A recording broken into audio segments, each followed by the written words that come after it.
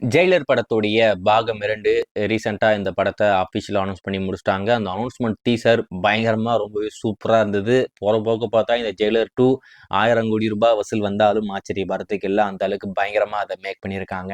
அதுல குறிப்பா அந்த ஹுக்கும் பாடலுடைய வெர்ஷன் 2 அனிருத் சிறப்பான தரமான சம்பவமா பண்ணியிருக்காப்ல. ஆனா அந்த டீசருக்கு பெரிய வரவேற்பு கிடைச்சிருக்கா அப்படின்னு பார்த்தீங்கன்னா, அந்த அளவுக்குலாம் பெருசா கிடைக்கல. இதுவரைக்கும் YouTubeல 12 மில்லியன் தான் வியூஸ் வந்திருக்கு. இந்த அளவுக்கு ஒரு பெரிய படம், இந்த அளவுக்கு ஒரு மிகப்பெரிய எக்ஸ்பெக்டேஷன் அப்படின்ற மாரிலாம் சொல்றாங்க. அதுக்கு இது போதுமா அப்படின்னு கேட்டீங்கன்னா, என்ன பொறுத்தவரைக்கும் இது கம்மி தான். இன்னமும் நல்லா இருக்கலாம். மேபி இந்த படம் கிட்டத்தட்ட படத்தோட ஒர்க்லாம் ஸ்டார்ட் பண்ணி, அதுக்கடுத்து அப்கமிங் அப்டேட்லாம் வந்ததுக்கப்புறம், அந்த எதிர்பார்ப்பு அப்படின்றது இன்னும் பெருசாகும்னு நெனைக்கிறேன். இந்த ஓடிடி உரிமைய மட்டும் இந்த 8 வாரம் அப்படின்ற மாரி பிளான் போட்டு இந்த படத்த கொண்டு வந்தாங்கன்னா, டெஃபினட்டா ஹிந்தில ஒரு மிகப்பெரிய ரெஸ்பான்ஸ் இருக்கும். அதுல மட்டும் எந்த ஒரு மாற்றமே இல்ல.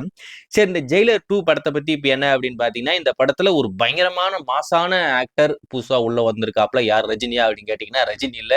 அவர விட ஒரு மாஸான ஆக்டர் இப்போதைக்கு உள்ள வந்திருக்காராமா.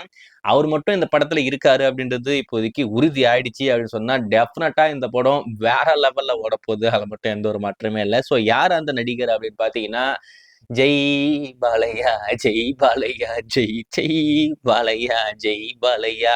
நம்ப பாலையா தலைவன் தான் இந்த படத்துல ஒரு முக்கியமான கதாபாத்திரம் பண்ண போறாராம். இப்ப எப்படி இந்த ஜெயிலர் 1ல சுனில், மோகன்லால், சிவராஜ்குமார்லாம் ஒரு முக்கியமான கதாபாத்திரம் பண்ணாங்களோ, அதே மாரி இந்த படத்துல ஜெயிலர் 2ல நம்ப பாலையா வந்து ஒரு ரோல் பண்ண போறாராமா. ஸோ அதுக்கான பேச்சுவார்த்தை இப்போதைக்கு போயிட்டு இருக்கு.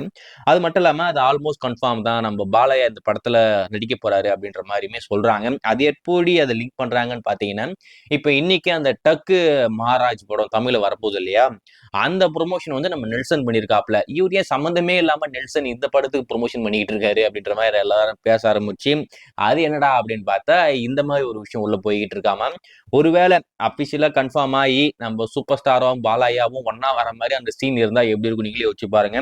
பாலையா "என்னடா மாஸ் இது தூக்கி சொருவுடா" அப்படின்ற மாரி இன்னும் பயங்கரமா ஒண்ணு பண்ணுவாப்ல.